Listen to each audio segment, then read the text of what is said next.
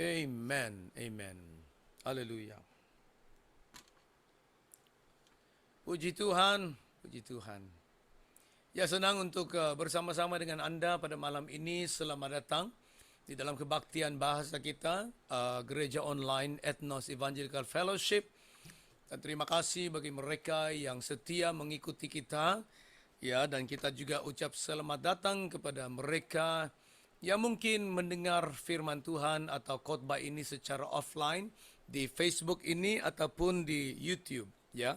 Karena kita uploadkan ini di YouTube untuk memberkati sesiapa saja yang login untuk mendengar firman Tuhan. Dan tujuan kita adalah untuk menyebarkan firman Tuhan karena kita percaya firman Tuhan itu adalah hidup dan firman Tuhan itu adalah luar biasa. Yesus berkata, Anda akan mengenal atau kamu akan mengenal kebenaran dan kebenaran itu akan memerdekakan kamu. Amen. Amen. Kebenaran firman Tuhan akan memberikan keselamatan, memberikan hikmat, memberikan kita cara hidup atau bagaimana mengajar kita bagaimana untuk hidup bagi Tuhan dan mengalami suatu penerobosan dan kemenangan yang luar biasa di dalam kehidupan kita. Itulah firman Tuhan. Firman Tuhan itu sangat luar biasa. Itulah kita mau sebarkan ini, kita mau kongsikan ini karena ini adalah perkara yang baik. Ini adalah berita yang baik. Haleluya. Dan saya selalu gairah, saya selalu excited dan begitu ya gairah atau passionate untuk mengongsikan firman Tuhan. Karena di dalam kehidupan saya, dalam pelayanan, saya melihat bagaimana Tuhan bekerja dengan luar biasa lewat firman Tuhan. Bagaimana hidup seseorang itu berubah, bagaimana orang itu diselamatkan, bagaimana dia beroleh keselamatan, bukan saja keselamatan, tetapi suatu kemenangan di dalam kehidupan dia. Orang berubah karena firman Tuhan. Amin. Luar biasa. Karena firman Tuhan itu diurapi. Firman Tuhan itu dipanggil firman Tuhan. Firman Tuhan. Bukan perkataan manusia, tapi firman Tuhan. Haleluya. Nah, malam ini sekali lagi saya mau kongsikan sesuatu hal yang luar biasa. Malam ini saya bawakan suatu tajuk. Sebenarnya ini saya akan khotbahkan di suatu gereja yang saya akan pergi layani bulan ini, ya. Tapi saya mau kongsikan ini kepada kita karena apa yang saya akan kongsikan ini adalah sesuatu yang kita begitu familiar, ya, yang terjadi dalam kehidupan kita. Pengalaman yang common, ya, pengalaman yang sama kita alami dalam kehidupan kita, ya. Malam ini saya mau berbicara satu tajuk yang bertajuk apakah kerjamu di sini, hai Elia? Dan ini dipetik daripada satu Raja-Raja 19 ayat 9. Tuhan berkata kepada Elia, katanya, apakah kerjamu di sini, Elia? Suatu pertanyaan Tuhan kepada Elia. Karena di dalam satu Raja-Raja ini, Elia mengalami suatu masalah, mengalami suatu tentangan, mengalami suatu pengalaman yang dia berada di tahap bawah dalam kehidupan dia. Dia mengalami rock bottom seperti itu sudah satu kesudahan pengakhiran kehidupan dia. Tetapi ya Tuhan tanya dia, kenapa Tuhan tanya soalan ini kepada Elia? Elia, apa kerjamu? Apa kau buat di sini, Elia? Kenapa engkau berada di sini, Elia? Karena waktu ini Elia sedang lari. Dia melarikan diri. Dia meninggalkan pelayanan. Dia mau Tuhan mengambil dia. Dia mau Tuhan membunuh dia. Dia mau mati.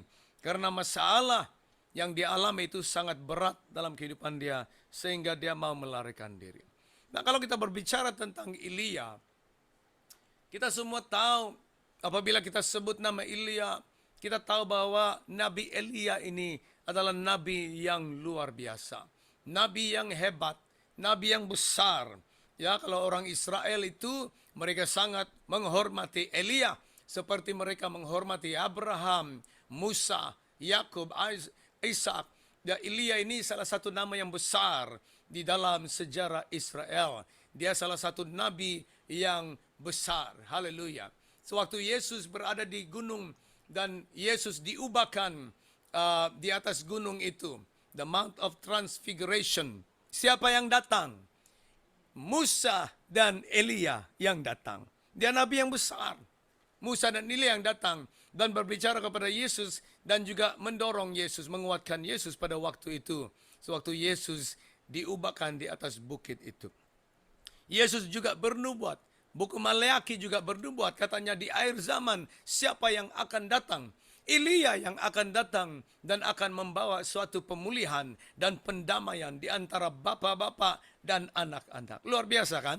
Kalau kita pelajari kehidupan Elia itu sangat luar biasa. Salah satu lagi yang kita lihat di dalam kehidupan Elia, kalau kita pelajari kehidupan Elia, seolah-olah kita tidak ada pengenalan tentang Elia.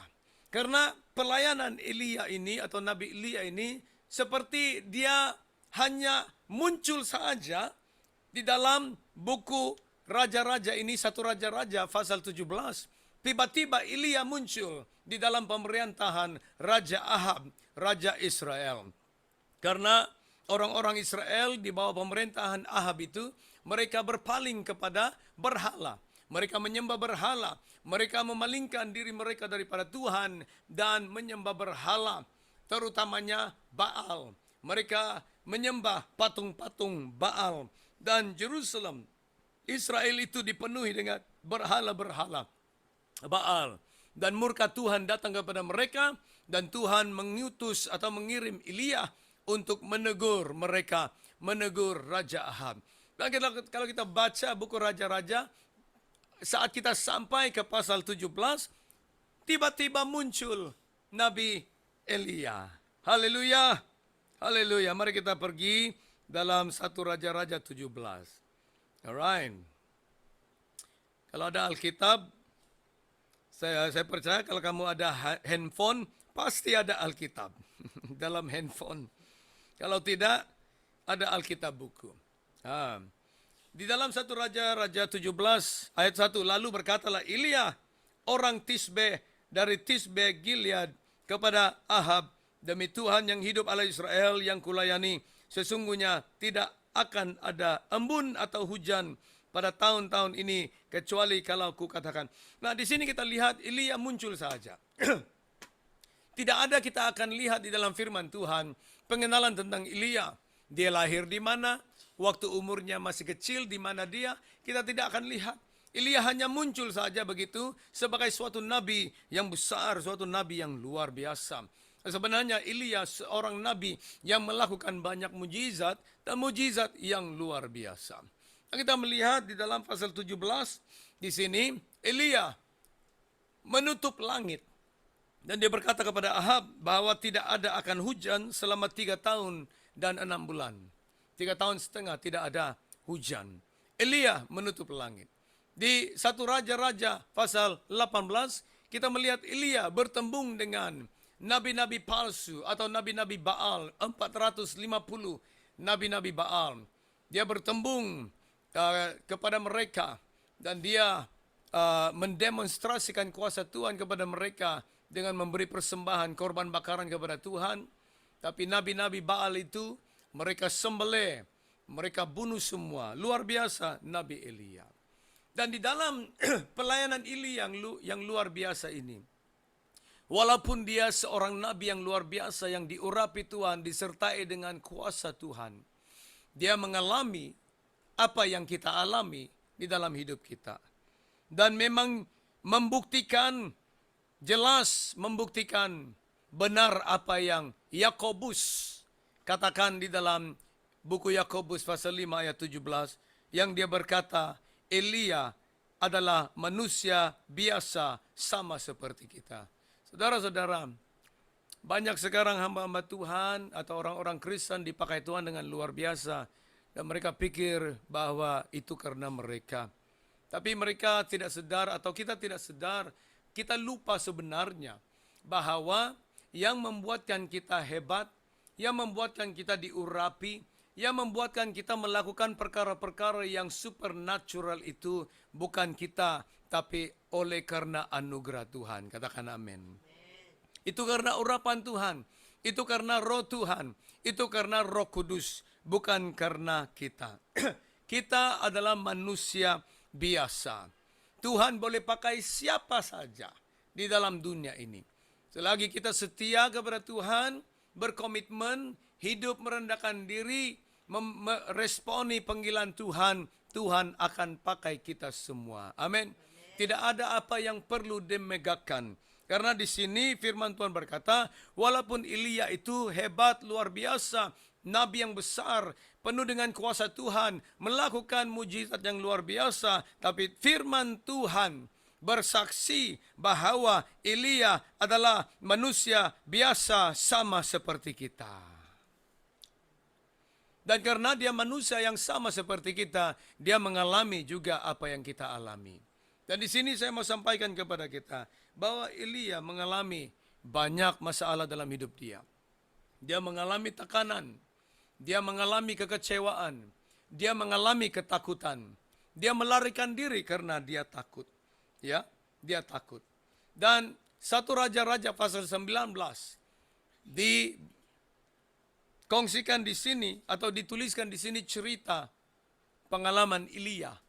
Pengalaman ya, dia mengalami suatu masalah, ketakutan, melarikan diri, kekecewaan yang luar biasa.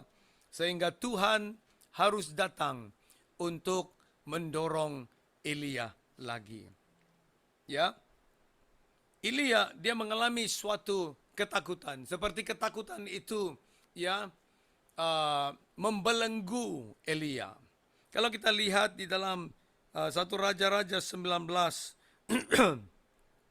ayat 1. Karena di 18 Elia membunuh semua 450 para nabi Baal.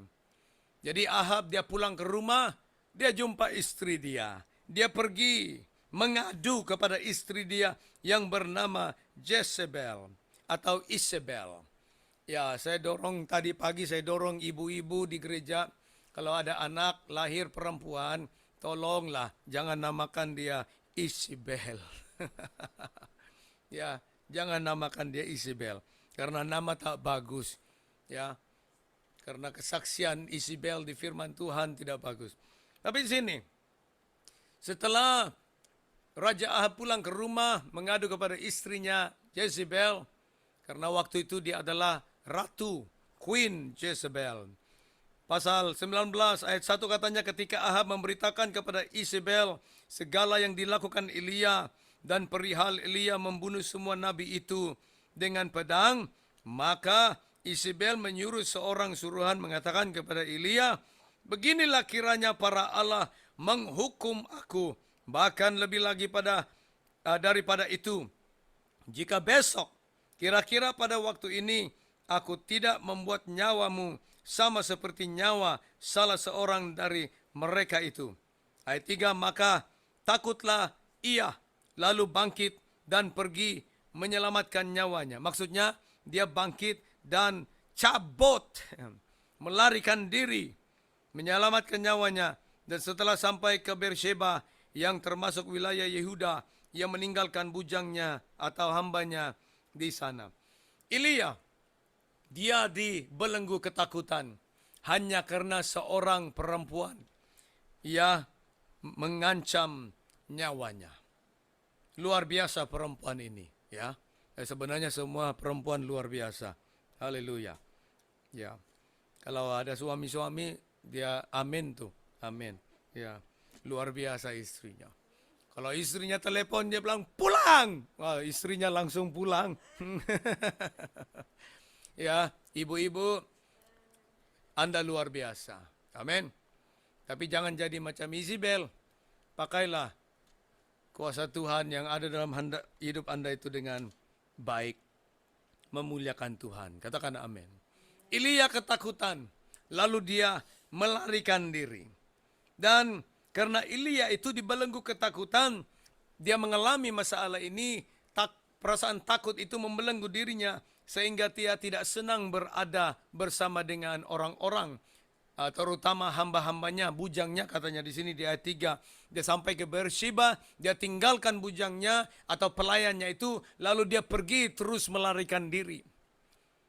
Berapa jauhnya saudara? Kalau Anda pelajari berapa jauh Elia melarikan diri, dia melarikan diri sejauh 18 batu atau 18 mil. Itu jauh. Ketakutan itu membuatkan dia melarikan diri sejauh 18 batu. Oh, itu orang takut sekali. Bukan dia lari saja di sini berapa meter dia berhenti. Waduh, oke sudah. Tapi ini karena ketakutan yang luar biasa, dia melarikan diri sampai 18 batu. Wah, itu ketakutan betul itu. Ya, melarikan diri dan meninggalkan bujangnya.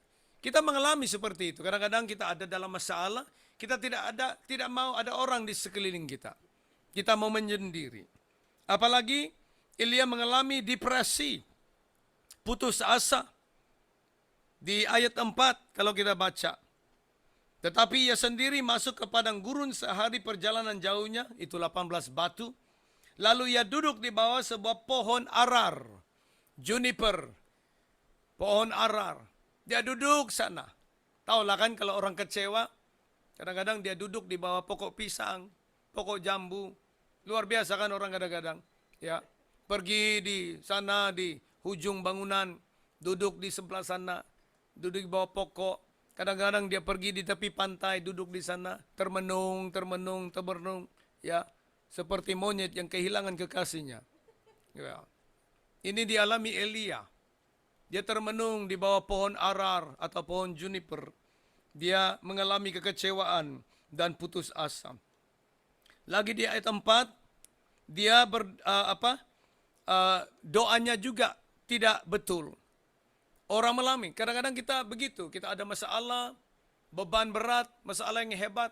Kadang-kadang dia membawa kesan dalam doa kita. Dan doa kita kadang-kadang tidak lurus, tidak betul.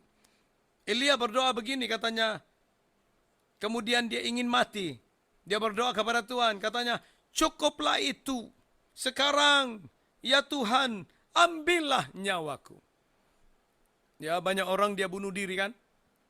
Ya. Banyak orang mengalami masalah, jalan yang singkat mereka pikir adalah bunuh diri. Karena katanya kalau saya bunuh diri, masalah saya selesai.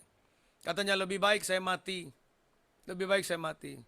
Ada satu orang, teman bapak saya, dia sekolahkan anak dia, ya, dia belanjakan banyak uang untuk sekolahkan anak dia, mengharapkan anak dia itu pulang balik, tamat sekolah dan kerja dengan baik. Tapi setelah dia bertungkus lumus, dia kerja keras, kirim uang di Filipina untuk anak dia sekolah. Setelah beberapa tahun anaknya kirim berita, bukan berita dia graduate atau tamat sekolah. Tapi dia kirim berita katanya, Pak, saya sudah bunting Pak, mau beranak Pak. Bapaknya kecewa. Kecewa sekali dengan berita itu, lalu bapaknya pergi ke kota, ke bandar, dia naik satu bangunan dan dia terjun dari bangunan itu. Begitu saja, dia meninggal. Banyak orang kadang-kadang begitu. Despair, mereka kecewa, mereka putus asa. Kadang-kadang pemikiran kita kacau. Itulah pentingnya kita harus cari Tuhan. Katakan amin. Elia pergi, sehingga doanya terkesan. Daripada dia berdoa, Tuhan engkau lindungi saya. Tuhan saya percaya engkau boleh meluputkan saya. Membebaskan saya, memerdekakan saya, melindungi saya. Dan terus melayani. Tapi Elia walaupun dia nabi yang hebat, nabi yang tutup langit selama 3 tahun setengah. Nabi yang melakukan mujizat membangkitkan anak yang mati. Mujizat yang luar biasa. Memanggil api dari sorga. Tapi dia mengalami putus asa. Saudara-saudara, saya mau beritahu ini. Janganlah kita pikir bahwa kita ini oke. Ya, mungkin ada di antara kita, ada yang di luar sana, mungkin Anda mendengar pada malam ini, Anda mengalami masalah seperti ini. Anda sedang memikirkan bagaimana mengakhiri kehidupan Anda. Tapi dorongan saya malam ini, di dalam Yesus ada harapan. Di dalam Yesus ada kehidupan. Carilah Yesus. Carilah Yesus. Ada satu teman saya, jemaat dia di gereja, ya di sini, di Kuala Lumpur. Saya diberkati mendengar kesaksian dia. Karena orang ini banyak masalah. Ya, dia seorang penagih juga, penagih dada, narkoba. Tapi dia sedang dipulihkan. Tapi masih berpikir begitu kan masalah. Jadi karena masalah berat, dia sudah masuk gereja. Dia sudah masuk gereja tapi masih ada pikiran masalah seperti itu. Lalu apa yang terjadi? Dia mau bunuh diri. Lalu dia pergi ke dekat landasan kereta api ya. Ya, landasan kereta api. Di sini kita panggil kereta api ya. Jadi dia sudah panjat pagar itu. Ya, dia duduk di atas pagar landasan kereta api itu untuk tunggu itu kereta api datang dan lompat untuk mati. Ya. Tapi sewaktu dia duduk di sana, kereta api sudah mau datang ya, tapi masih ada jauh lah. Ya, kereta api sudah mau datang. Tiba-tiba handphone dia bergetar. Bergetar handphone dia. Ya, vibrate. Tapi dia sudah mau bunuh diri, dia mau jawab lagi telepon. Dia bilang, biarlah saya jawab telepon ini yang terakhir. Lalu dia jawab telepon, hello, Ibu Gembala yang telepon, the wife of the pastor telepon. Pas Ibu Gembala telepon, kau di mana? Oh, dia bilang saya ada masalah begini. Dia bilang, jangan buat sesuatu yang bodoh katanya. Datang, saya boleh berbicara dengan Anda. Kalau Anda perlukan seseorang untuk berbicara, datang katanya. Lalu sementara cakap, kereta api sudah lewat, sudah jalan. Tak sempat dia lompat. Lalu dia turun, dia balik, pergi jumpa gembala. Saudara-saudara, orang ini diselamatkan Tuhan. Ya, sehingga dia menemukan istrinya di gereja itu. Saya bertemu dengan mereka waktu saya khotbah di sana, sudah ada anak. Luar biasa Tuhan campur tangan dalam hidup mereka. Ada harapan di dalam Tuhan Yesus. Tapi di sini Elia.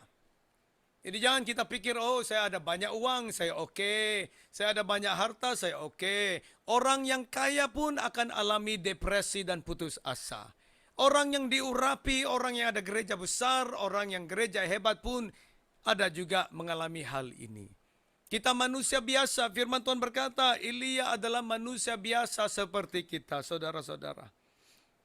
Dia mengalami juga, katanya di ayat 4 lagi, katanya, aku ini tidak lebih baik daripada nenek moyangku. Self-pity, orang yang merasa dirinya itu tidak baik. Apalagi, karena masalah yang dialami ini, ketakutan yang membelenggu dia, cara penglihatan dia juga terkesan. Dia melihat perkara dengan tidak betul. Ya, kadang-kadang kita seperti itu. Di dalam 1 Raja-Raja 19 ayat 10, jawabnya, aku bekerja segiat-giatnya bagi Tuhan. Allah semesta alam, karena orang Israel meninggalkan perjanjianmu, meruntuhkan mezbah-mezbahmu, dan membunuh nabi-nabimu dengan pedang. Hanya aku seorang dirilah yang masih hidup, dan mereka ingin mencabut nyawaku. Di ayat 14, dia mengulangi perkataan yang sama. Dia melihat, oh Tuhan, saya sudah melayani Tuhan sepenuh masa. Saya sudah meninggalkan segala sesuatu. Tuhan, Engkau berkata, Engkau luar biasa melindungi, pelihara. Tapi Tuhan, kenapa saya ada masalah? Tuhan, tak ada orang yang tolong saya. Tak ada orang yang mengerti saya. Tak ada orang yang mengerti apa yang saya alami. Itu salah. Kenapa?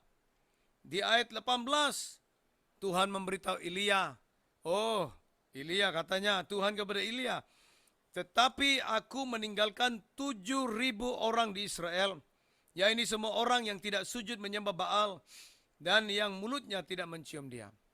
Elia berkata, akulah satu-satunya nabi yang tinggal, yang belum mereka bunuh. Tuhan kata, tidak betul, karena ada 7.000 lagi, yang masih lagi setia kepadaku. Elia, bukan kamu saja. Kadang-kadang kita di dalam suatu musibah, satu masalah, satu pergelutan, kadang-kadang kita merasakan seperti hanya kita seorang saja, lone ranger. Tapi kita lupa bahwa ada banyak orang lagi yang mengalami masalah yang sama dan Tuhan tolong mereka. Dan kalau Tuhan tolong mereka, Tuhan pasti akan tolong kita juga. Haleluya. Saudara-saudara, ini soal sama ada kita membenarkan hal-hal ini untuk mengacau kehidupan kita. Sehingga kita tidak mau melayani Tuhan. Banyak orang hari ini meninggalkan Tuhan. Jemaat gereja meninggalkan Tuhan, meninggalkan fellowship karena masalah-masalah.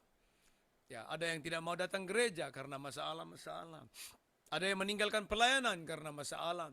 Ada yang berhenti melayani, ada yang menjadi seperti Elia, melarikan diri. Tinggal pelayanan, tinggal istri, tinggal suami. Banyak kan kita dengar berita, bukan saja orang cakap, newspaper pun banyak, berita dalam TV pun banyak, yang orang meninggalkan ini, meninggalkan anak-anak, meninggalkan suami, meninggalkan istri. Banyak yang lari sana, lari ke sini. Banyak. Kenapa? Karena mereka tidak boleh terima apa yang terjadi. Tapi Tuhan ajar kita di dalam Elia. Tuhan tolong Elia. Katakan amin. Tuhan tolong dia. Dan Tuhan akan tolong kita, saudara-saudara. Mari kita baca di ayat 11, dari ayat 11. Kita baca dari ayat 9 dulu ya. Di sini bagaimana Tuhan menolong Elia dan memulihkan dia. Dalam 1 Raja-Raja 19 ayat 9. Di sana masuklah ia ke dalam sebuah gua dan bermalam di situ. Nah, dia masuk ke dalam gua, saudara, bukan untuk berdoa, bukan untuk retreat ya, tapi karena ketakutan dia bersembunyi. Maka firman Tuhan datang kepadanya. Demikian, apakah kerjamu di sini, hai Elia? Jawabnya, aku bekerja segiat-giatnya ya. Dia ulang lagi perkataan ini ya. Kita teruskan di ayat 11, lalu firman-Nya, keluarlah dan berdiri di atas gunung itu di hadapan Tuhan. Kita harus keluar daripada gua. Hadapi masalah kita. Face your situation. Face your problem. Tuhan kata keluarlah dan berdirilah di atas gunung itu di hadapan Tuhan. Maka Tuhan lalu angin besar dan kuat yang membelah gunung-gunung dan memecahkan bukit-bukit batu mendahului Tuhan. Tetapi tidak ada Tuhan dalam angin itu. Dan sesudah angin itu datanglah gempa. Tetapi tidak ada Tuhan dalam gempa itu. Dan sesudah gempa itu datanglah api. Tetapi tidak ada Tuhan dalam api itu. Dan sesudah api itu datanglah bunyi angin sepoi-sepoi basah. Segera sesudah Elia mendengarnya, ia menyelubungi mukanya dengan jubahnya, lalu pergi keluar dan berdiri di pintu gua itu. Maka datanglah suara kepadanya yang berbunyi, apakah kerjamu di sini, hai Elia? Jadi dia ulang lagi ayat 14, dia bekerja segiat-giatnya melayani Tuhan dan semuanya. Tapi ayat 15 berkata, firman Tuhan kepadanya, pergilah, move on, pergilah, kembalilah ke jalanmu, melalui padang gurun ke Damsyik. Dan setelah engkau sampai, engkau harus mengurapi Hazael menjadi raja atas Syria atau Aram. Juga Yehu, cucu Nimsi, haruslah kau urapi menjadi raja atas Israel. Dan Elisa bin Safat dari Abel Mehola harus kau urapi menjadi nabi menggantikan engkau. Setelah Tuhan mengingatkan Elia kembali, Elia, keluar dari gua itu. Berdiri di atas gunung. Saudara-saudara, kita harus keluar daripada perasaan itu. Keluar dari gua. Jangan bersembunyi ke dalam gua. Jangan lari, jangan melarikan diri dan bersembunyi karena masalah. Keluar daripada gua itu. Berdiri di atas gunung. Di atas gunung firman Tuhan. Di atas gunung iman percaya Tuhan. Di atas gunung di hadapan Tuhan. Berdiri di atas gunung. Lalu Tuhan datang dengan angin yang kuat. dengan gempa bumi, dengan api. Tapi katanya Tuhan tidak ada di dalam sana. Banyak orang Kristen mengharapkan itu. Banyak orang Kristen mengharapkan Tuhan datang dengan suatu demonstrasi kuasa yang besar. Tapi katanya Tuhan tidak ada di situ. Lalu datanglah suara kecil, angin sepoi-sepoi yang basah, suara yang kecil, the still small voice. Itu yang kita harus perlukan dan inginkan. Suara Tuhan datang, berbicara kepada Elia. Dia tanya soalan lagi, katanya, Elia, apa yang kamu lakukan di sini? Jadi Elia katakan lagi, saya sudah melayani Tuhan segiat-giatnya dan semuanya. Tapi Tuhan kata, pergilah, kembalilah. Kembalilah ke pelayananmu. Kembalilah kepada jalan hidupmu yang lama. Kembalilah kepada apa pekerjaanmu. Kembalilah kepada gerejamu. Kembalilah kepada suamimu. Kembalilah kepada istrimu. Kembalilah, katanya. Tuhan kata teruskan melayani. Karena Tuhan menyertai. Tuhan memulihkan Elia. Dan katanya urapilah Hazael menjadi raja Syria atau Aram. Urapilah Jehu, cucu Nimsi menjadi raja Israel.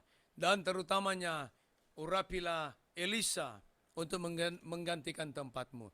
Itulah misi Elia yang terakhir. Dan kita tahu di dalam 2 Raja-Raja pasal 1 dan 2 bahwa kita tahu Elia diangkat oleh Tuhan. Tuhan dengar juga doa Elia, ya, dan Tuhan mengangkat Elia dan Tuhan menggantikan Elia dengan Elisa di dalam kehidupannya. Tapi apa yang poin kita malam ini, saudara-saudara? Musibah, kekecewaan, perasaan putus asa akan datang dalam hidup kita. Seperti apa yang Elia alami. Walaupun kita orang besar, walaupun kita orang kaya, walaupun kita orang berpelajaran, walaupun kita orang diurapi, orang yang dipakai Tuhan luar biasa, hal ini boleh terjadi dalam hidup kita. Yang penting kita harus mencari Tuhan seperti Elia. Dia datang ke gua sana, Tuhan datang kepadanya. Tuhan pulihkan dia.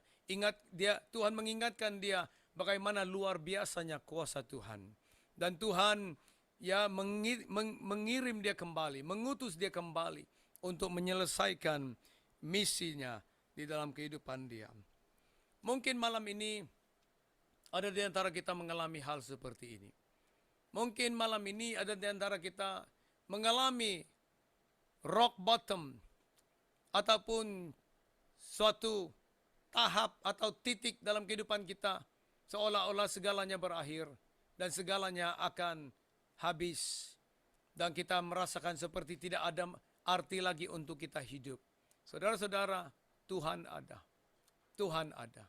Dan sebenarnya kalau kita berpaling kepada Tuhan, datang balik kepada Tuhan, menerima dan menyembah Tuhan, berharap kepada Tuhan, membenarkan Tuhan menjamah hidup kita, bekerja dalam hidup kita, ada banyak hal luar biasa yang kita alami dalam kehidupan kita, saudara-saudara.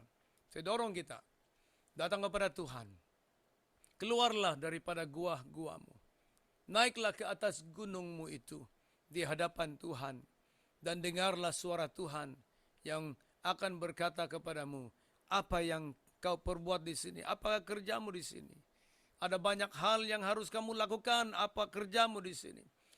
Ada pelayanan yang harus kamu lakukan, apa kerjamu di sini? Kembalilah. Kembalilah kepada pelayananmu. Kembalilah kepada hidupmu yang diberkati. Kembalilah kepada panggilan Tuhan. Kembalilah saudara-saudara. Malam ini Tuhan panggil kita untuk kembali kepada Dia. Dan biar Tuhan menyembuhkan hatimu. Biar Tuhan membebaskan, meluputkan engkau. Dan biar Tuhan memperbaharui engkau. Dan juga memulihkan engkau pada malam ini. Di dalam nama Yesus, saya berdoa kuasa Tuhan menjamah engkau. Saya berdoa mujizat Tuhan terjadi dalam hidupmu pada malam ini. Saya berdoa engkau mengalami suatu berkat yang luar biasa selepas ini. Setelah engkau membuka hati dan membenarkan tangan Tuhan untuk membawa kesembuhan dan pemulihan. Amin. Haleluya. Haleluya. Tuhan memberkati. Tuhan memberkati. Bapa,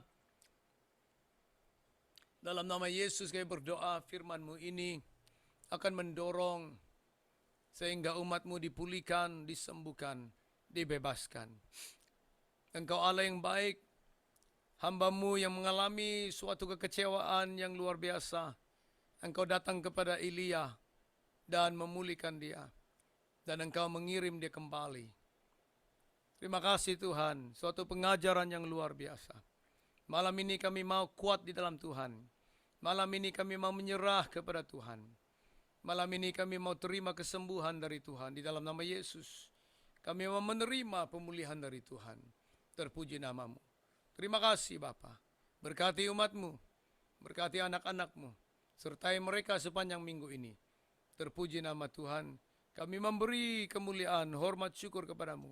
Pujian, kemuliaan kepada Tuhan. Karena apa yang telah Engkau lakukan pada malam ini. Terpuji nama-Mu Bapa. Terima kasih Tuhan Yesus. Terima kasih Roh Kudus. Di dalam nama Yesus kami berdoa. Amin. Amin. Tuhan memberkati. Shalom. Shalom.